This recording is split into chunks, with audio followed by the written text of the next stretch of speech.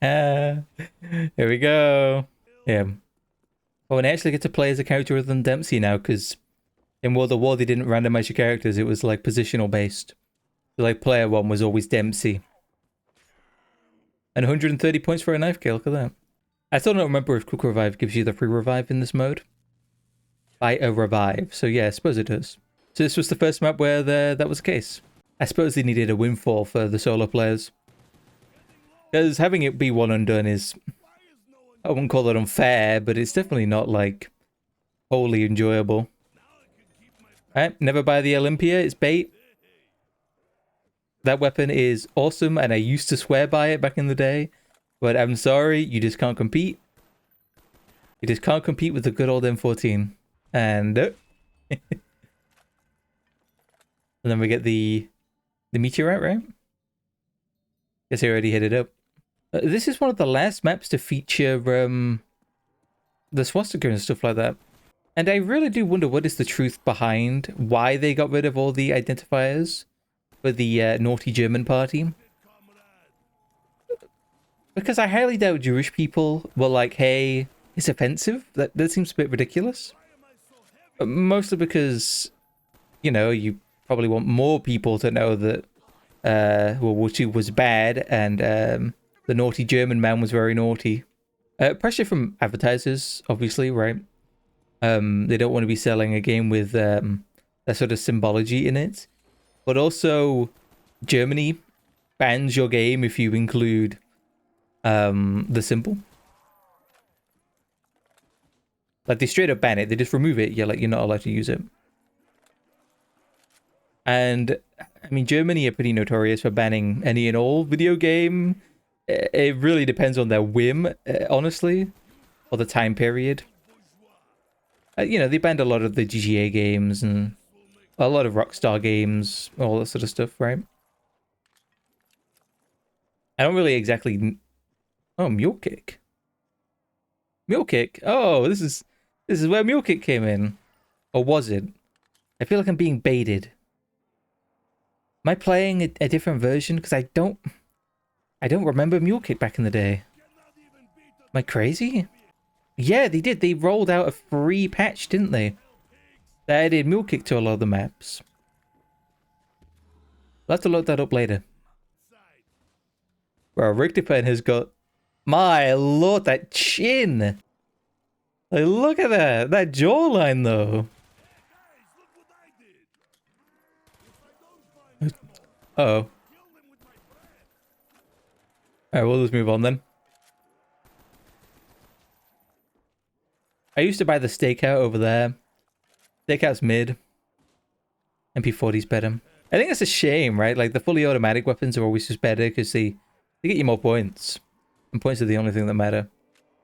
In the early rounds. You know, you go to, like, Black Ops 3 or something like that. With the absolutely insane shotguns in that game. But they're still not good at building points. This was really cool. Like the box location checker. Wait a minute, they added the lean to this game as well? Come on, dude. Yeah, all these games on console just had no lean or no nothing. There was no frills. I guess there was no buttons for it, right? Come on, man. Wait, it actually works. Huh. Don't know why in the world you would ever use it, but I think it's just very funny. And the box is nice and responsive. Oh, man. Look at those high quality textures. An actual just JPEG on a coat hanger. Yeah, and they all have the armbands on and stuff like that. The naughty red armbands.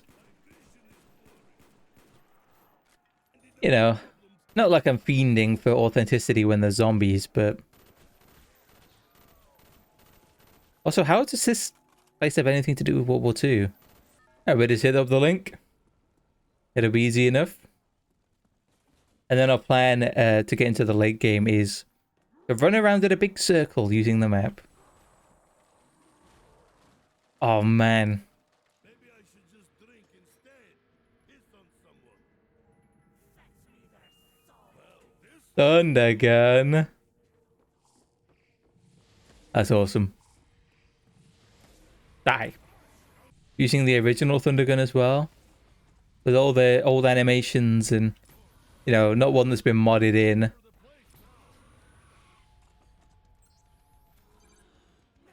Just like you remember it. Just like Mama used to make. I always take this route. But sometimes I like hanging out at,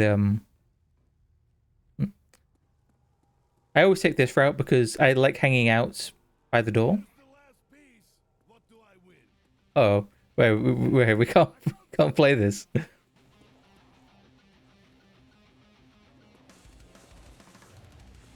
Yep, definitely should not have played that. I genuinely think the crossbow is the worst weapon in Black Ops Zombies. I feel like maybe the ballistic knife beats it out, but I don't know if you could even consider that a weapon. It's more like a tool. Like it's just absolutely useless. To the point where it has zero functionality whatsoever. It's like a gimmick item. Pistol. That's not bad. Wow. Speaking of ballistic knives.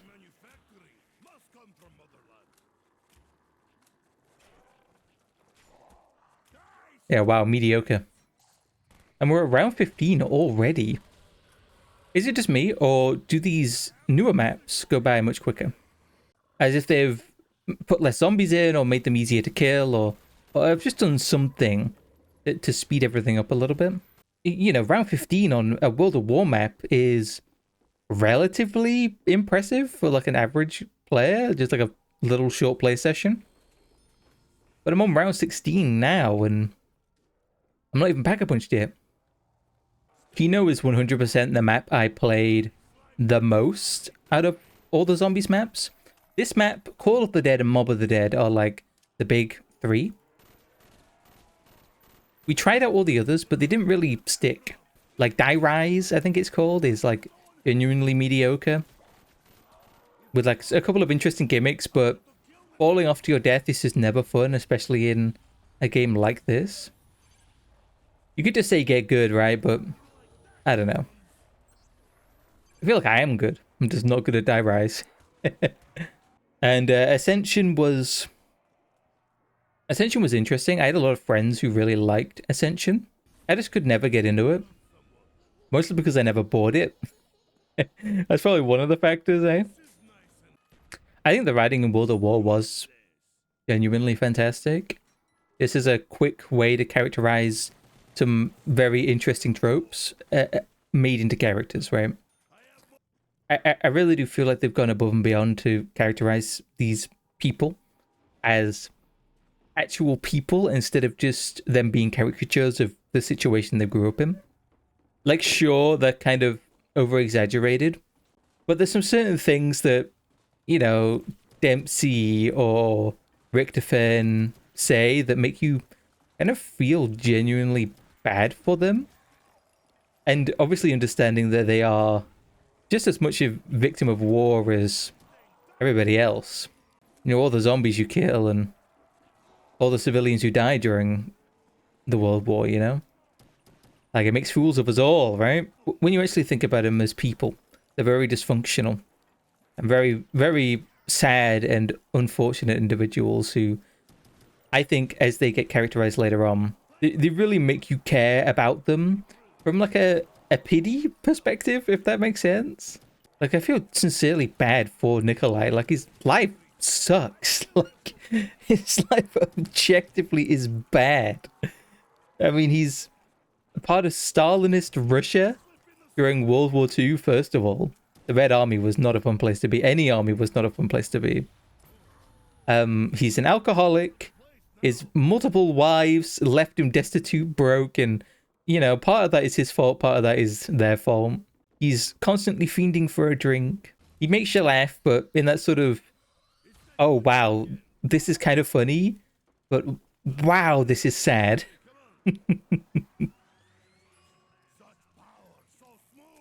You could say that I'm like taking these characters a bit too seriously, but I don't know, man. I think Treyarch takes them very seriously as well. especially considering they get character arcs later on. I like to think that they've been building them up from the start, and World at War was the start that allowed them to experiment with these characters and really start to build them up. And then Black Ops 1 is really where a lot of the narrative threads come in, right? When we start giving them backstory in the form of jokes, right? But it's still backstory, it's still world building. Just because we find it funny doesn't mean that it isn't really happening to these characters. And it may be overtly comedic, but, you know, if these are to be considered real characters and real people, then everything happens to them, right?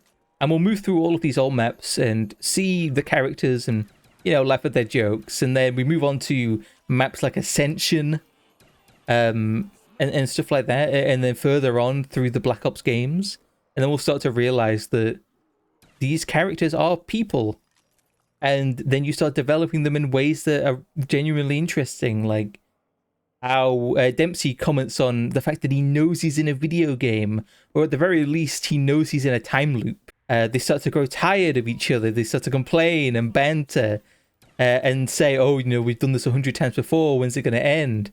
And then they blow up the moon. And then eventually later on in Black Ops 3, they started just doing anything in their power to break the cycle. Well, when the Apothicons are introduced and all that sort of stuff. Rick Defense starts developing a plan, like an actual actionable plan. The characters all have their own unique little moment as we start to wind down the story. And, you know, say what you will about Black Ops 3 and its handling of these characters. I think that if they ended the game differently, I think so many people would be so entirely accepting of these characters like dying, right? And never coming back. So I think oh my god, the lag. Whoa, whoa, whoa. Whoa. You tap out for a second. These old ass games and they threaten to crash. Whoa.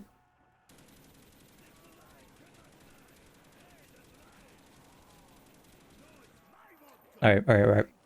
You know, the reason why I think people were so unaccepting of the Black Ops 4 cast, partly, well, you know, was because they're new, right? People struggle to accept the new, but also because a great many people felt very slighted over the end of Black Ops 3.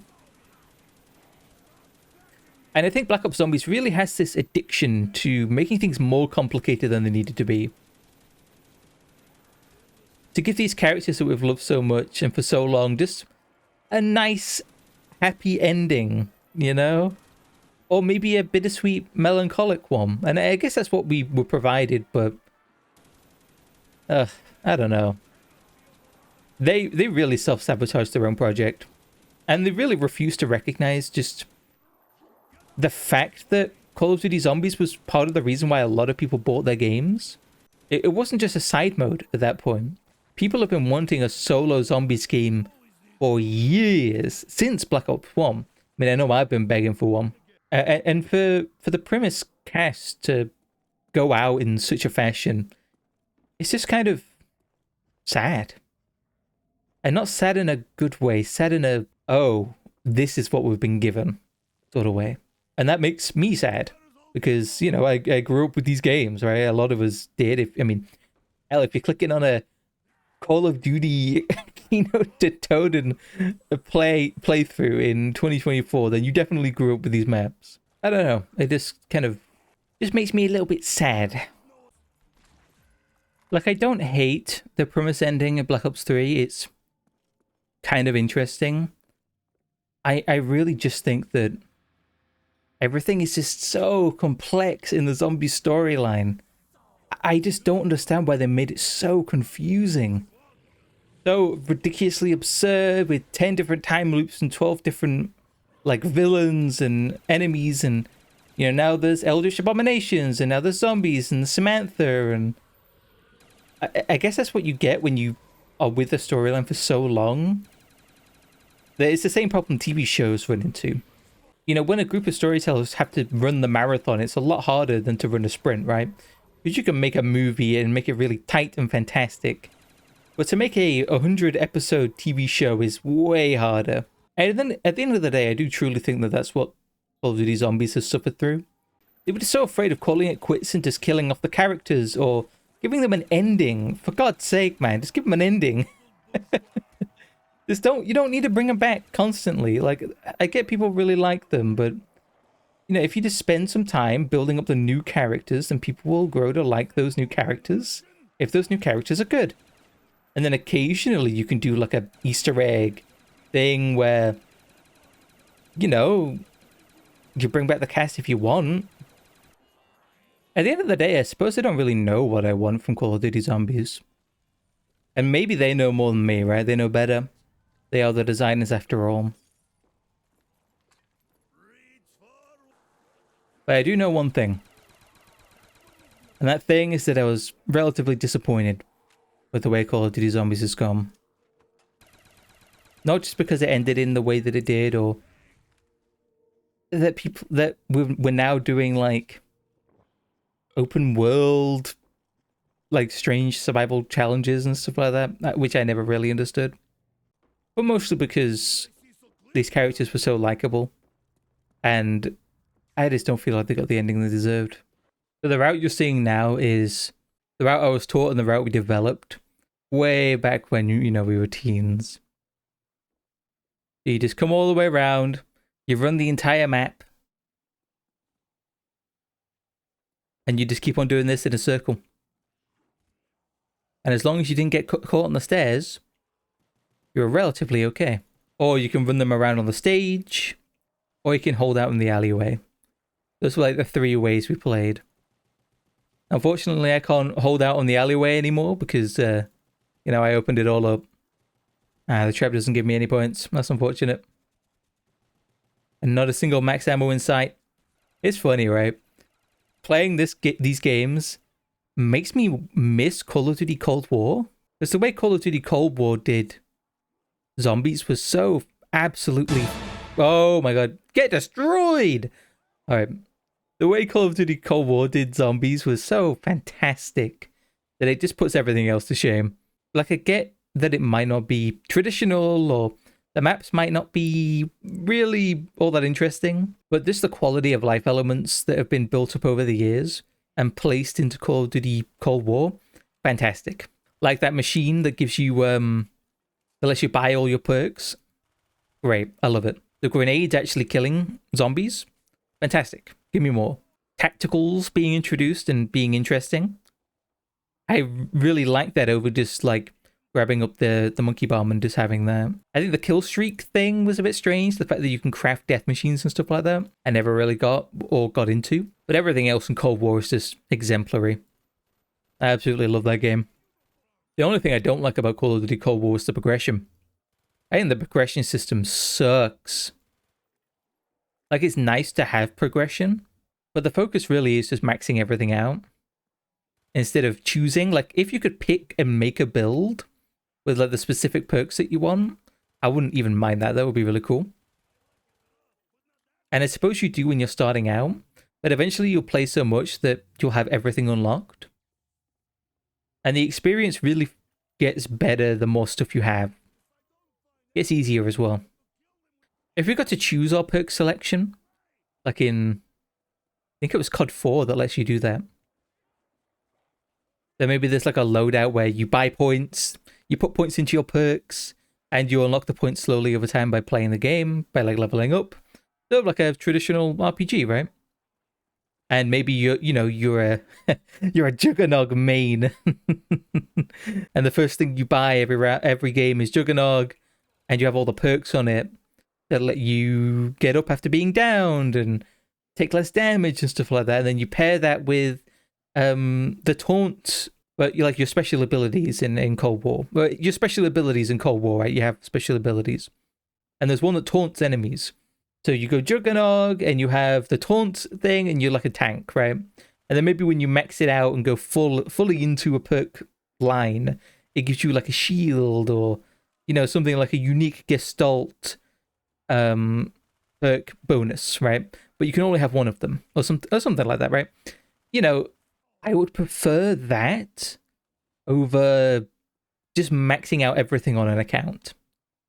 Like, whilst that can be super fun and like being ridiculously overpowered, I feel like it subtracted from there actually being a gameplay mechanic to engage with, if that makes sense. Like, when you have the ability to have literally everything, then there's no point thinking about it.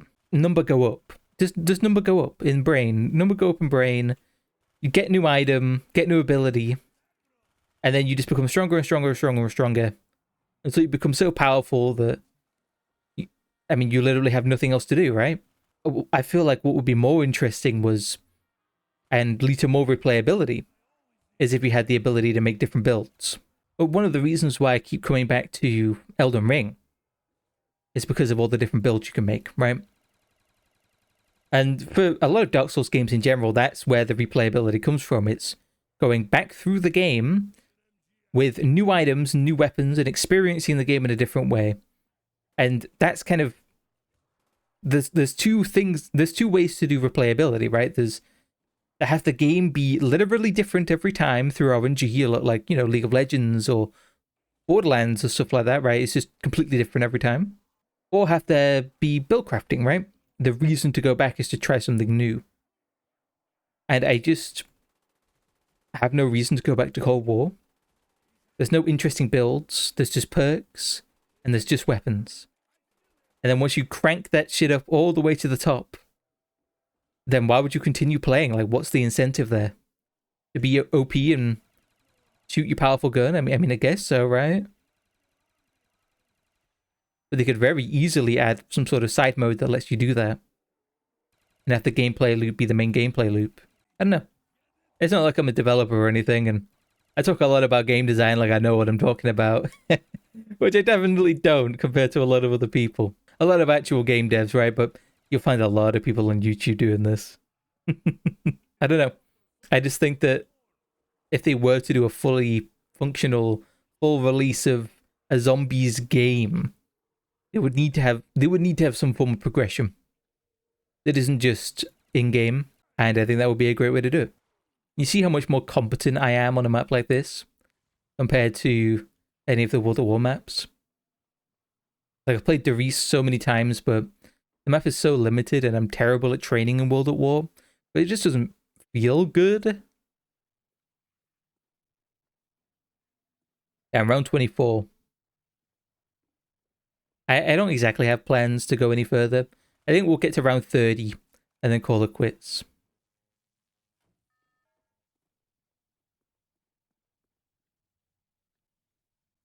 We'll probably die beforehand, though. Oh, and you have to reload the guns from scratch? Oh, that sucks. Yeah. I don't know. I really liked Cold War's progression to the point where I would love to see it in a lot of zombies games. And I feel like in order to make a long-lasting zombies mode, you need that progression.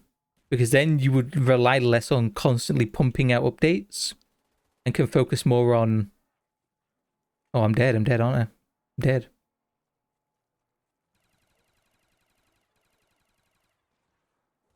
Oh, yep.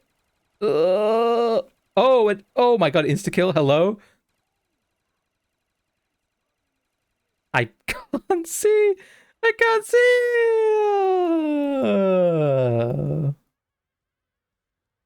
Okay. The game gave me an out, but I refuse to take it. Yeah, I know. I like progression. Do me.